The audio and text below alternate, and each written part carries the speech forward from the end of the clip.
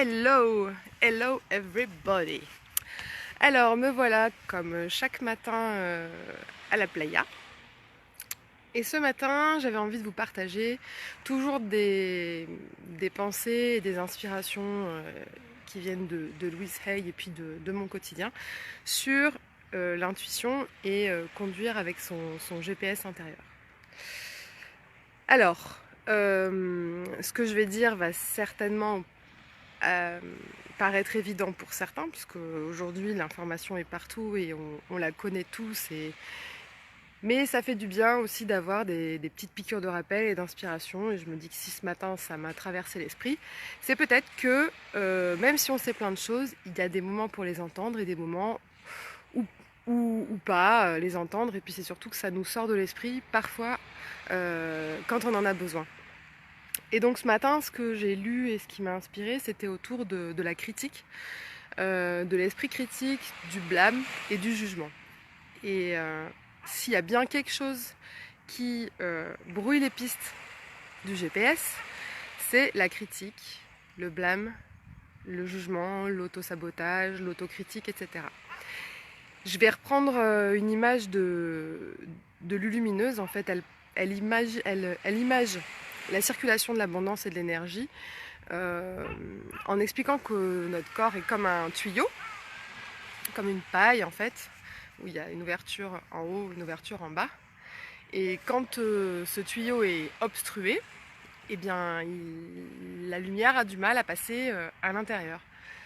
Donc l'inspiration, l'amour, l'abondance, la gratitude, toutes ces choses-là auront du mal à circuler tant qu'on aura cette tendance en fait à nous autocritiquer, à critiquer les autres, à blâmer d'autres personnes pour des choses qu'ils ont pu nous faire, ou voilà.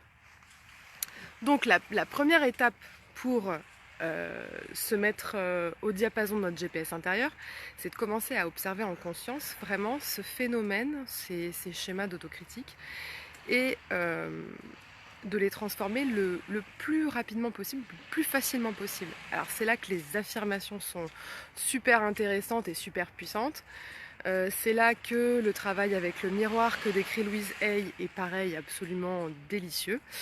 Et c'est un drôle de mot, délicieux, mais là c'est pareil, je l'ai emprunté à Lilou Massé parce que quand je l'entends dire ça, j'entends aussi le mot anglais juicy, qui est vraiment savoureux, comme un fruit vraiment dont on savoure eh bien, la récompense, le fruit d'un travail. Voilà, l'esprit critique, c'est vraiment, je crois, une des choses les plus difficiles quand on l'entretient pour pouvoir avoir accès à notre intuition. Donc, un des moyens aussi pour pouvoir, limiter les dégâts, c'est de régulièrement se connecter à ce qui nous remplit de joie et ce qui nous fait remercier et nous émerveiller de ce qui nous arrive, de ce que nous avons, de ce que nous possédons, de ce qu'il y a autour de nous. Et quand ça prend le relais, ça dissout assez rapidement les critiques. Alors après, il y a une autre astuce assez simple hein, quand on arrive à prendre conscience de nos critiques, c'est de sourire physiquement, c'est-à-dire d'installer sur le visage le sourire. Si vous voulez faire l'expérience tout de suite du sourire, c'est tout simplement de fermer les yeux et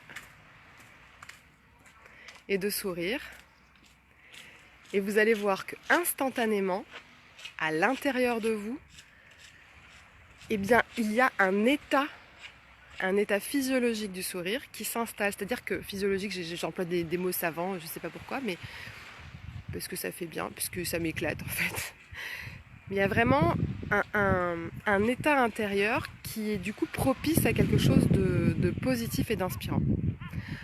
Alors, ça, ce sont des astuces, effectivement en cas de crise, c'est un peu compliqué, mais là, je parle pas à une personne qui pourrait se retrouver face à une situation critique, à une situation très difficile, à un moment de total débat,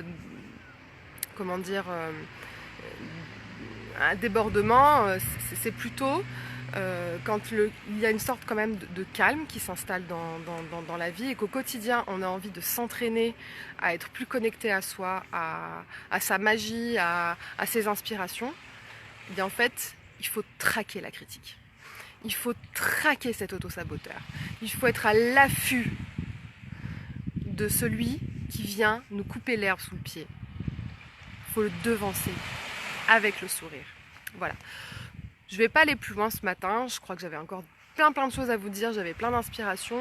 Mais pour l'instant, je vais m'arrêter là.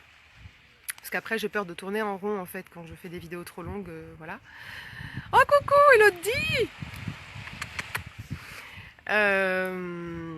Donc voilà, je vous souhaite une excellente journée et je vous dis à très vite. J'ai vraiment envie de faire des vidéos plus régulières. Voilà. Si vous avez envie de mettre un petit commentaire pour me dire comment vous en êtes, où vous en êtes vous avec la critique, qu'est-ce que vous en pensez, voilà. Parce que moi je vous dis tout ça, je dis pas que c'est quelque chose que j'ai acquis, que j'ai réussi. Je dis qu'en fait je suis en train de vraiment de m'entraîner à m'entraîner en fait. C'est un entraînement à pouvoir accéder à la meilleure version de moi-même.